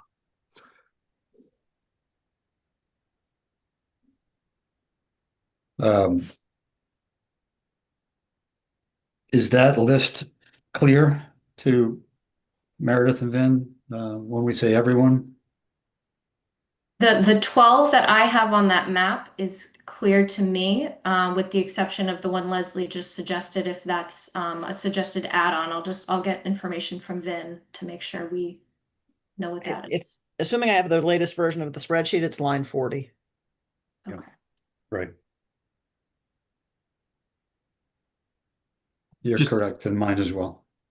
Just Yep. one more question for Meredith mostly. So one of my I've been on the committee a long time too. I don't know how many letters we've sent over the years. And the frustration is we almost never get a response from Mhm. anybody. So does SVT have what's plan B or what's phase 2? So you send out a letter, Mm. you don't hear anything. Do you send out another letter? Or you just assume the answer is no if you don't hear a response? I've always been curious what. The answer is it depends, Dan. I think in this case, I'll let you all know what we're trying to kind of go to next phase after sort of letter phase is doing some conservation option workshops, whether in person or virtually offering them. So that's something we've been thinking about. And as we're having conversations with folks like you all, trying to see where might there be appetite for that, and we'd have maybe some sort of like regional event where we'd invite a few towns around Northborough if Northborough thought, oh, this is a good idea. We have a lot of people we'd like to invite. So I think we're trying to kind of gather where that might get traction. And so we could do something in person, and again, maybe something on Zoom as well for folks who don't want to come out. So that's, kind of another way. If you don't get an answer to a letter, will they show up to a workshop? I don't know, but that's just a different way to maybe appeal to folks. So that's just another method. But really, the best method is you all. You have familiarity with people in town, and even if you know somebody who knows somebody and there's some conversation that can hit them a little bit differently, it really kind of depends. But the human to human contact, you really can't beat it. And so if there are other, if folks know any of the people on this list and you say, oh, maybe let's not do a letter, let's try to go do a visit or something like that, that really is the best way to check in with folks in a more real way, right? The other thing is we have sort of other letter language that appeals to not just have you thought about the future of your property and protecting it, but are you interested in management? Are you a forester? Are you managing invasive species? Do you want to learn more about pollinator habitat? So sometimes folks who they don't care so much about thinking about putting a restriction on it or something like that. They might be more interested to just talk about some of the stewardship aspects. So that's kind of another way to think about it. So I offer all of these things because if that resonates for any of these on this list and you say, ooh, let's do something a little different with one of those, we can do that. I think I want to be effective here. I want to reach them with something, if that makes sense. And it sounds like folks are motivated to do that. But if it needs a little bit more specialization than just this letter for right now, then let's do it.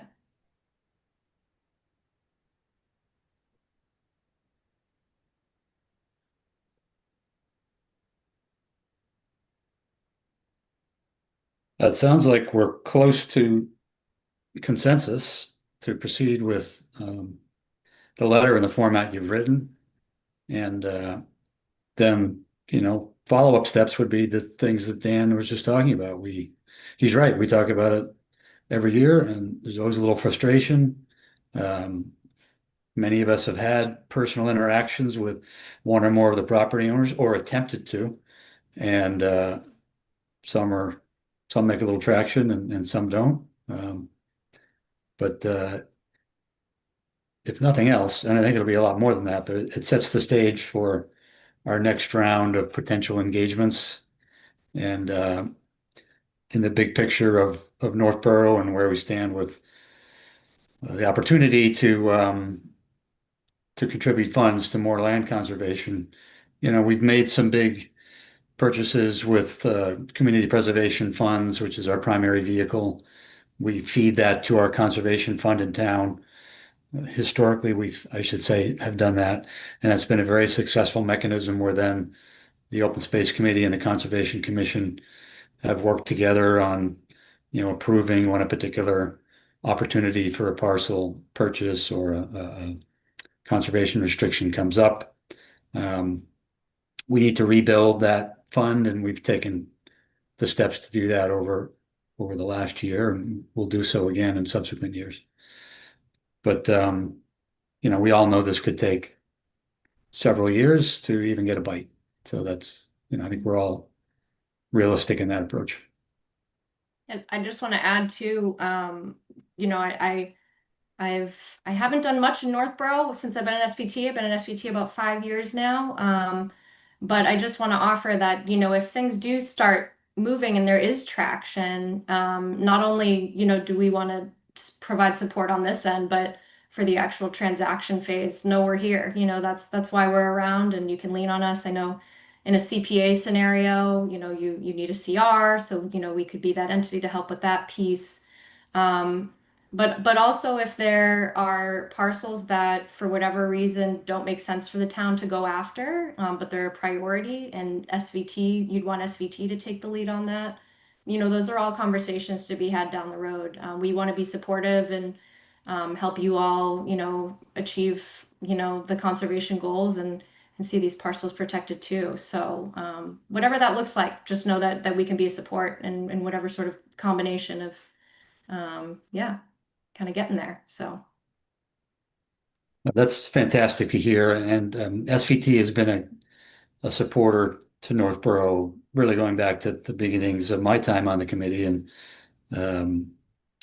your members or former members played a role in our getting to know the property owner that became what we call the Green Street Conservation Area. And it's called out as Chunder CR in your map.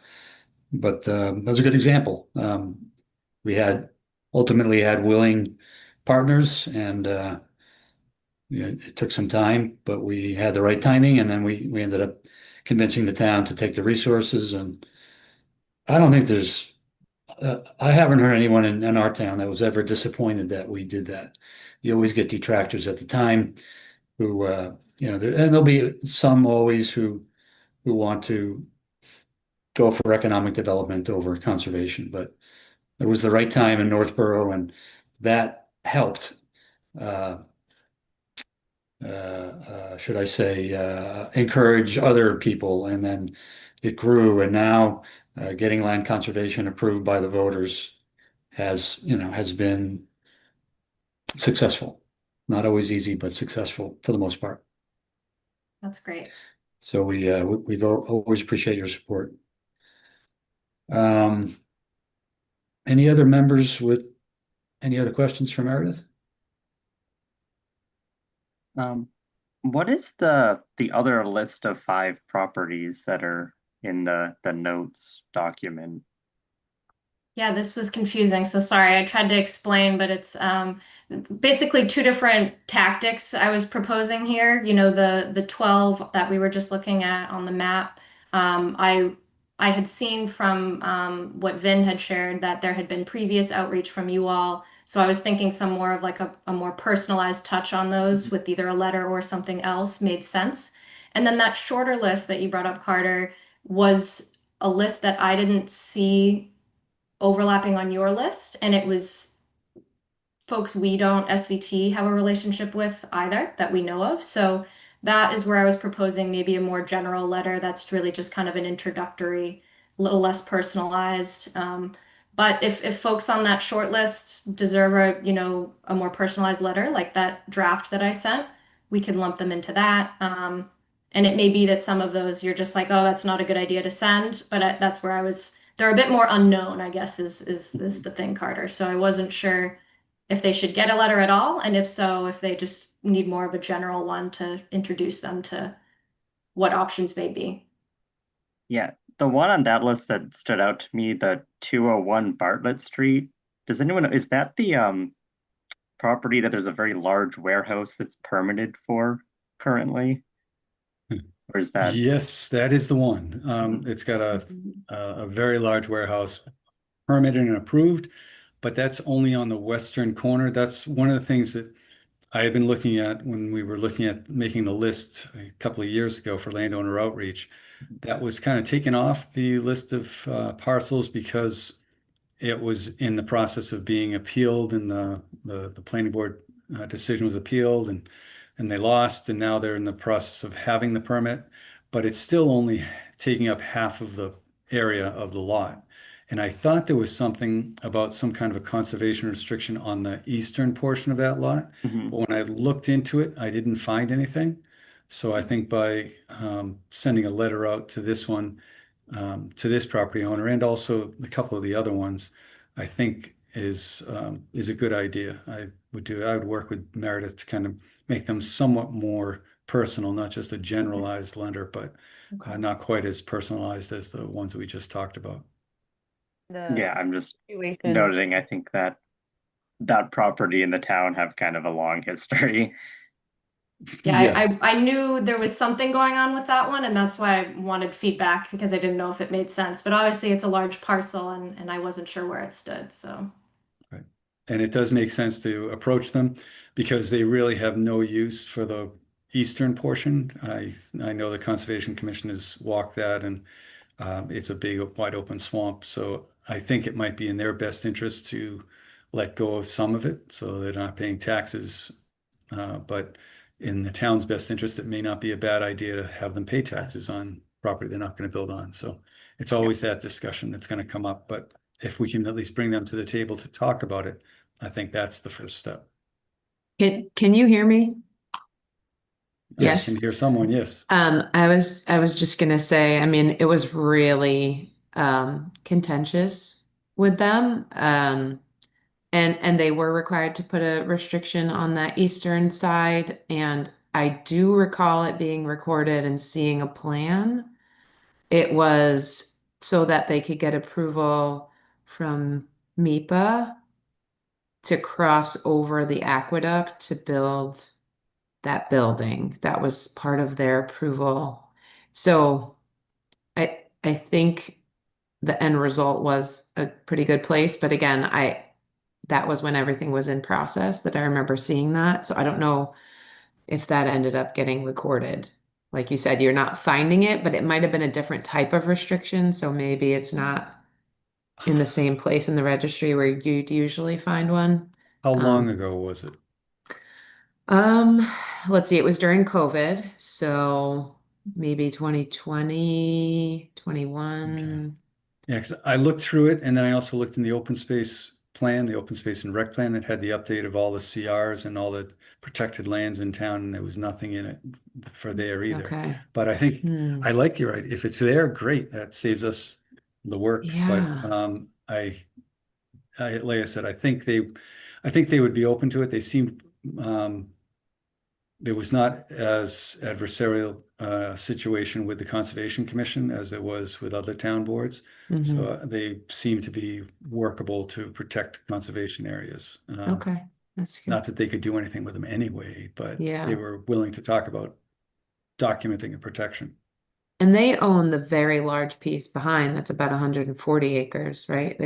It's the same owner. I don't know that. No, Okay. I'd have to look at it again. I'm not sure. But Okay. actually, if there is a 140 acre parcel, we should talk about that. That might be in Marlboro. Is It that? abuts the high school Oh, okay. I'll um have to look at it. I don't know. property. Oh, we talked about this one together, Vinny, Oh, we did. and I'm forgetting why it was clear that it was not a good candidate. It's got the fields. It's active fields, plus there's the trail through the wooded area. No, that's the school property. Is I that what you think. were talking about, Ashley? Yeah, it's trying to figure out who owns that. But maybe you're right that the school owns that all. I think it's all the Yeah, that's where school. they did the field Okay. expand or field renovations. Oh, okay, great. Okay. Okay. Sorry. Well, that'd be a great parcel to 100 and something If acres. it wasn't It was protected. the Yeah. first one I think we talked about because I was like, oh, what Yeah. is this? Yeah. Yeah, okay. Got it. Well, Did you have something? oh, go ahead. No, I thought I saw Jacob trying to get a word in here.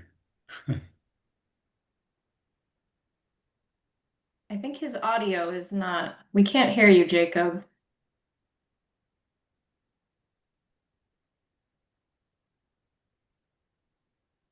Nothing.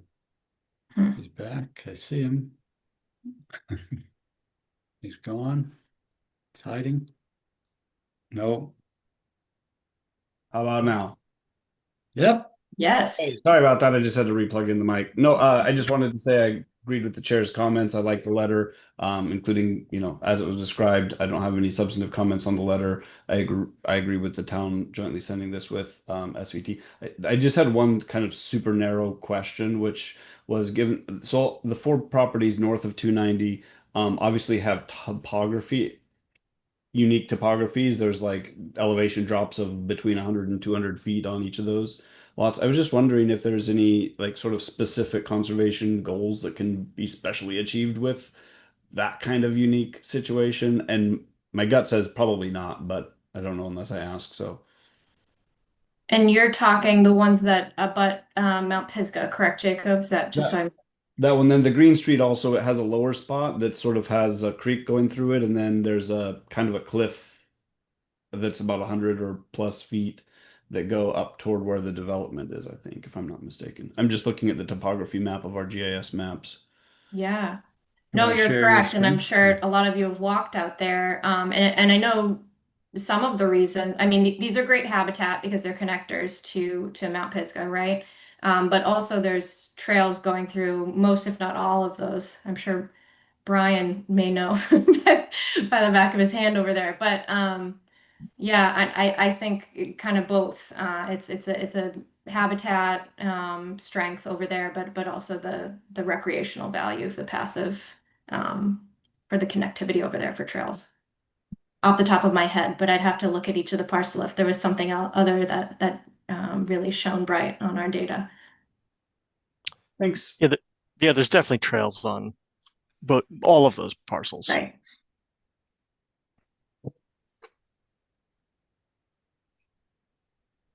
So I'm hearing consensus to proceed. You think we should have a vote, Vinny? Yes, vote, just support the idea. That would be great. Yes. If anyone has the creativity to craft a little motion, I am open ears.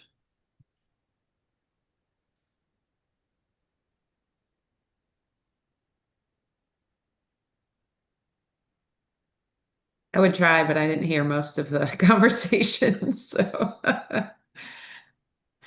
I move that we approve Meredith reaching out to the designated list of properties on our behalf, on our joint behalf for possible land protection.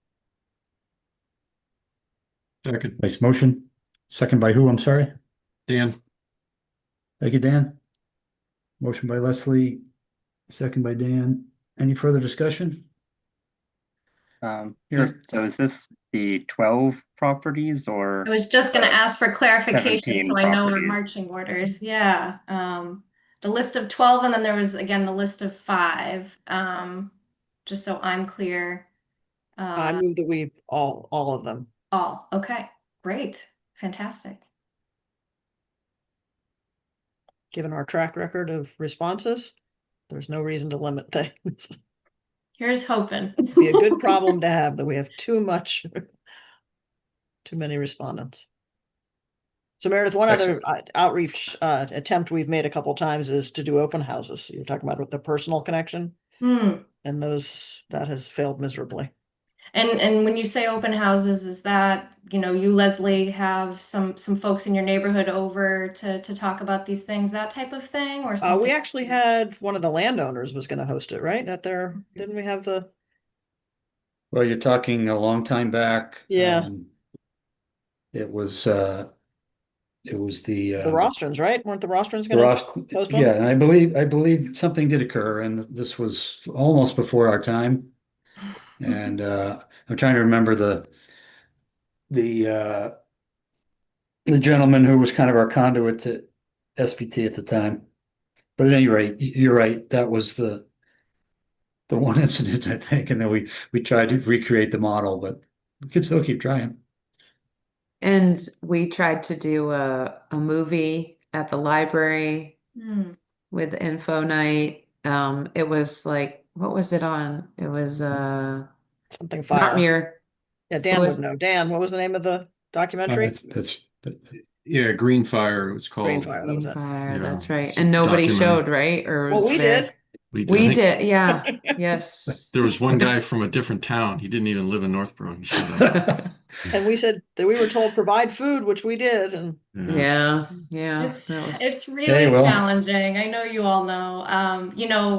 Doing walks and you just trying to get people at the right time. And I think those smaller events, you really have to have a magnetic landowner that can pull in the friends, too. You need some strong connections to get some traction on those type of more specialized events, but they do work when they work, right? So it's but yeah, it's kind of having that key central person that can corral at least the first couple people, and then it's a nice snowball effect. But it's challenging if you don't know who the people are, right? To kind of get that rolling. So we get it. We get it.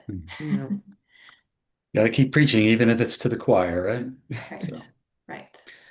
We have a motion on the floor then to approve Meredith sending letters on our joint behalf to the full list of 17.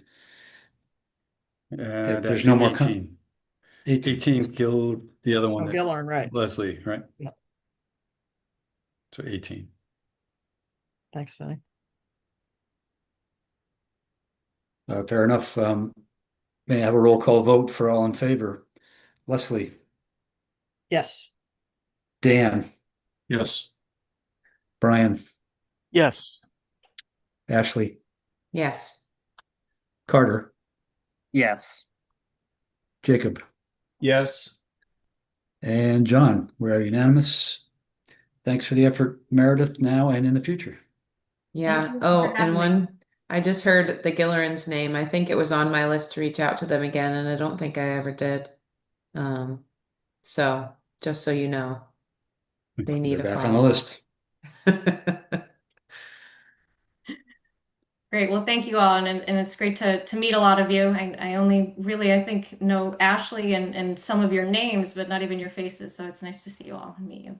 Actually, Yeah. quickly to that point, Ashley, should we just fill in Meredith in 2 minutes of what the sort of the gist of our conversation was when we met with them? Because she might, I Okay. don't know if you're willing to customize it a little bit, Meredith, but Yeah. when Ashley and I met, they're concerned, they're very much into conservation. There are two young professionals who happen to have a lot of acres they use for it was a pre-existing tree farm, Christmas tree farm, but they're basically professionals, but they have 3 daughters. And we met with them pre-COVID, right? So probably 5. I think 8 years ago. Yeah. Yeah. And their concern at the time was they said, as our daughters are coming of age, we want them to participate in the discussion. So I I think, guess their kids are in college or past college now. yeah. So that, might be something worth acknowledging was that, that was a factor for them, was including their 3 daughters in the decision-making process. Mhm. Awesome. Okay, that's great. That's great context. Thank you. Mhm. Well, thank you again for your time, Meredith. It was very informative, and it's exciting to think about some new potential. Fingers crossed something hits, but yeah. So I'll work with you, Vin, on getting those together. But thank you all so much. Appreciate it. It was Thank September you. of 2018, I found the There you go. 2018. email. 7 Yeah. years. I was Wow. close. I was so close. Time Goes flies. by fast, yeah. I wouldn't have Anything guessed before 7 years. 2020 feels like Right. another era. So Definitely a different time. Yep. Thanks again for joining us. Yeah, great to Alrighty, see you, thank Meredith. all. Good night, Have a good Meredith. night. Thanks so much. Good Okay, night. bye. Bye-bye. Bye. So I think we're pretty much done. Was there any other new business anyone wanted to bring to the table? I just wanted to, so the planning board, we're beginning to discuss potential zoning amendments for upcoming town meetings. And one of the ones that I think I kind of had mentioned at their previous open space meeting, that the open space residential development bylaw, which basically allows you to kind of build kind of consolidated housing developments that also are protecting open space. And I think the board seems open to move forward with my suggestion to try to update that and allow it to be done in more districts, and maybe rewriting that bylaw. Great. There's so many good examples out there of improved versions, so it's great. Yeah, if you have something, Carter, when you get to like a first draft or a second draft, we can circulate it to this committee, and that would work out great. Yeah, that'd be great. I just had a quick question on the status of the dam removals in the center of town, or whether those are being considered. So, Vin, if you have any updates on that, because I know Oars had come through and Gene Cahill had kind of worked with them, and then I didn't know where things went from there. Yeah, I think that was 2 years ago, if not 3 years ago, right? So that's Maybe been 2, it sounds happening. right. Yeah. No, And the so- most recent walk was Last year. yeah, it was like, yeah, our time memory is bad, but it was definitely last year. It feels recent, really? but I thought it was Oh. it was this past spring. Oh, She okay. did a- So it's just a She while. did I a haven't- walk with Oars, and I was on it, so. I know Okay, I'm not so that sounds getting that good, but old, I haven't. From what I heard from in my work with Oars has been, who was over there? Oh, can't think of her name. Nope, I Heather, can maybe? picture it. Heather Um, Mann or sounds McMahon right. is no, Mhm. she's British. No, No, No. that's not her. that's a different But one. I've been working with someone over there, and they've been trying to contact DCR to get the actual dam owners' information Okay, from the okay. records, and it's been a year and a half that we haven't gotten anything. Turns out the landowner is not always the dam, like the person liable for the dam and the operation of the dam. A lot of times it's a different name. So just because it goes to the assessor maps shows someone to send the tax bill to for land ownership, they've found that it's not always that person. So they'd like to verify who the owner is, because the first step in any of these applications for dam removal projects, which we have to finish that up by this week. So we missed this round again, or the end of the month, which I think is this week. Yes. Yeah. So to get those applications in, you have to have landowner cooperation agreements signed. And Yeah. so we're still at the first step of just finding out who the person to sign those agreements are. The intent is there, I think, 7 dams in town that are the priority dams. And we've focused right now so far over the last year and a half on the Aluminum City Dam and then the Rice Street Dam on the Assabet River, because they serve Yeah. the greatest area, the greatest length of active streams. Yeah. And those are the 2 where we're having trouble with land ownership. Okay. But they're in the process. We're hoping to get something back from DCR, but we've been hoping for the last 6 months. Yeah. Is that something where the town, like, could open space committee support getting a title attorney to look into that, or is it really not worth doing that? That may be needed in the future, but it's really just getting an answer from the folks, whoever at DCR, that Okay. I think it was Heather who was doing the contact. She said she knew the person over there and had a Yeah. contact, but it hasn't come through. And she said she's now in the process of doing these applications for a couple other towns, so she's not going to be available to help out until November. But in November, she said she was going to jump back on it. Okay. That's Heather at Oars. Yes, pretty sure it's Heather. Yeah. Okay. Yeah. I see her. Yes, I remember her now. Heather So- Conkerton. Conkerton, yes, that's the one. Yeah. Yep. Okay. Yeah, I wanted to help out with this, but I have a conflict of interest because of my work, so I can't. But yeah, maybe just reaching out to. I'd be happy to just call the Office of Dam Safety and just Yeah, see that where would be things good. stand. As long as I'm not working with Oars directly, I think I'm good. Yeah. That'd be, Okay. yep. Then you said Rice Street Dam, but did you mean the Allen Street Allen Street, Dam? yes, Just off of sorry. Hudson? Yeah, no. Right. Yeah, that's a really interesting topic, because you can see how it's affected the river, and it's just completely overgrown. And I go by it so often, and walking with them and seeing the dam, it really was informative. And then, it would be great to find out how to proceed with that. Yeah, because I don't there's think it's money really available. Yeah, it's not really anything our committee needs to act on, but getting involved, if anybody has interest, is, let's see what else we can do, I guess. Yeah, it's pretty exciting. I mean, if you look at the whole of the Assabet River, this is one of the most impacted areas in terms of barriers and development. So taking out these dams would be huge. And the headwaters are just upstream in Westboro, right at the interchange.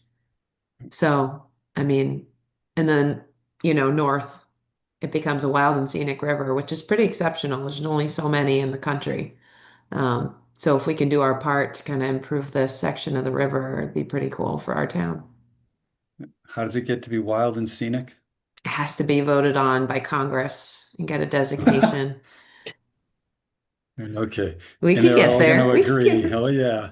I don't remember when the Sudbury and the Concord were designated, but portions of it and a little portion of the Assabet, I think, maybe in the 90s. Wow. But I Okay. don't know. But they do the Wild and Scenic River Festival and everything because of that. But of course, it goes through the National Wildlife Refuge up there. So All right, Makes a little more sense. that's right. Very good. Anyone else have any new information to add? Hearing none, the only other thing then to talk about or reconfirm is at this point, our next meeting would be the end of November, the 24th, which is a Monday, 7 p.m. again. So unless there's major objection, we'll keep that on the schedule. Is that okay? Yeah, what date did you say, John? Just to make sure. November 24. I'm gonna double check the calendar, but November 24th. Okay. Yep, I said I got it. just before Thanksgiving. I was just wondering, do we know what other like the next few meetings after that would be, or is that too far ahead to? No, we try, a couple of years back, we decided to go to every other month because we couldn't get enough attendance, didn't have enough agenda items and so on. So you can look ahead to January, and we've been trying the fourth Monday. So that would be January 26th. And you can look ahead to March, where the fourth Monday would be the 23rd. And you could look ahead to May, where the fourth Monday would be Memorial Day. So this is when we start to get screwed up. Mhm. But it looks like November, January, and March are pretty clear, Okay, Carter. sounds good. Thanks for asking. Okay. Hearing no other need to talk, anybody want to make a motion to adjourn? So moved. Thank you, Second. Leslie. Thank you, Ashley. Very good roll call vote to adjourn. Leslie, Yes.